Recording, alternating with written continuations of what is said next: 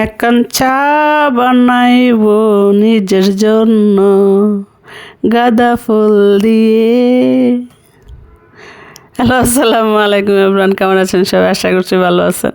তো চা আপনারা কেমন পছন্দ করেন জানি না, তবে আমার কাছে কিন্তু যা চা আছে, যা কফি আছে, সব কিছুই আমার কাছে ভালো লাগে। তো চলে নিজের জন্য এক কাপ গাঁদা ফুলের চা বানিয়ে নিই।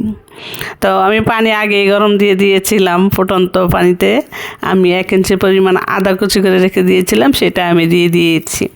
এখন আমি এখানে অনেকগুলো গাঁদা ফুলের পাপড়ি দিয়ে দিচ্ছি। ফুলটা আমি পাপড়িগুলো আলাদা করে তারপরে একটু ফ্রেশ পানি দিয়ে আমি ধুয়ে নিয়েছি, কারণ ফুলের মধ্যে পোকা জীবাণু থাকতে পারে।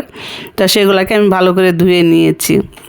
এখন ফুটন্ত পানিতে দিয়ে প্রায় 5 মিনিটের মতন ফুটিয়ে নেব। এখন এই 5 মিনিট ফোটানোর পরে এটাতে যে একটা ফ্লেভার আছে, এটা যারা এই গাঁদা ফুলের চা খেয়েছেন তারাই জানবেন। ফ্লেভারটা খুবই ভালো লাগে। আমি কিন্তু দ্বিতীয়বার আবার আমার আম্মাকেও বানিয়ে খাওয়াইছিলাম, তো আমার আম্মাও বলছিল খুবই ভালো লাগছে। তো এটাও 5 মিনিট ফোটানো হয়ে গেছে, এটার কালারটা ছেড়ে দিয়েছে। এখন আমি নেড়ে চেড়ে চুলাটা বন্ধ করে দিব, দিয়ে অফ ক্যামেরায় আমি এই সম্পূর্ণ